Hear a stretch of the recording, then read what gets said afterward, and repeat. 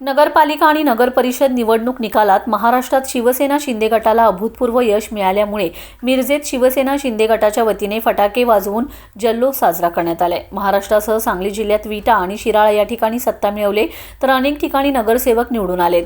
नगरपालिका निवडणुकीत पहिल्याच वेळी सांगली जिल्ह्यात शिवसेनेला मोठे यश मिळाले, त्यामुळे शिवसैनिकांच्यात मोठा जोश निर्माण झालाय।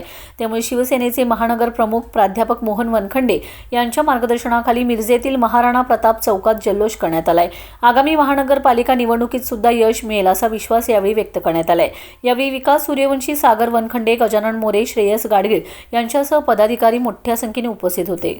आज संपूर्ण महाराष्ट्रामध्ये आपण शिवसेना एकनाथ शिंदे साहेबांच्या वतीनं आपण दिवाळी साजरी करतोय। खरं तर आज नगराध्यक्षांच्या 288 निवडणुकांचे निकाल जाहीर होत आहेत आणि बऱ्यापैकी निकालाचे कल आणि काही निकालही जाहीर झाले।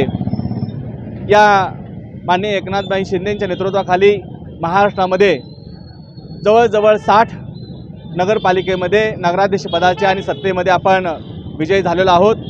महाराष्ट्रामध्ये दुसऱ्या क्रमांकाच्या जागा या माननीय एकनाथभाई शिंदेंच्या नेतृत्वाखाली आपण जिंकलेल्या आहेत।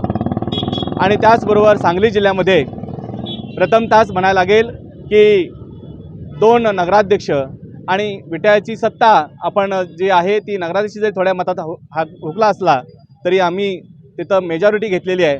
म्हणजे सांगली जिल्ह्यामध्ये आम्ही 3 ठिकाणी जवळजवळ सत्तेत पोहोचलेलो आहोत की 8 जागांपैकी 3 मध्ये आम्ही सत्तेत पोहोचलो आहे। आज मला आनंद वाटतोय मोठा, या माननीय सुहास भैया बाबर यांच्या नेतृत्वाखाली विट्यामध्ये सत्ता परिवर्तन केलं।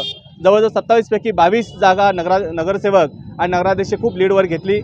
शिराळ्यासारखी नगर पंचायत होती, तिथं नगराध्यक्ष आमचे प्रतिसिंग नाईकचे निवडून आले आणि थोडक्यात आमची आटपाडी गेली।